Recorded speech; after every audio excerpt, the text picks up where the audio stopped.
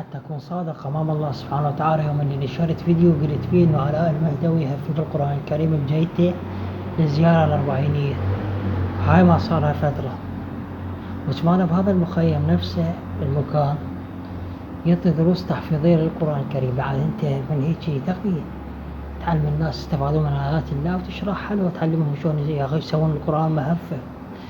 ويجي واحد يقول لك شيخ ومدام ما يمدح بأهل البيت شي يسوي خير يسوي. حبيبي، أهل البيت أساسهم كان القرآن والدفاع عن منهج رسول الله صلى الله عليه وآله وسلم وكتاب الله. هو هذا إذا ظن ما حاويهن جاي بيحن عليك، بس مع الأسف والله يعني أنت عندك عادي يمدح بأهل البيت ومسوي القرآن مهفة.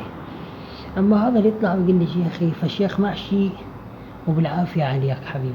مغزى الكلام إنه اللي ما عنده غير على القرآن وعلى الله ورسوله لا يدنا للبيت نهائيا، يا مريم من عده.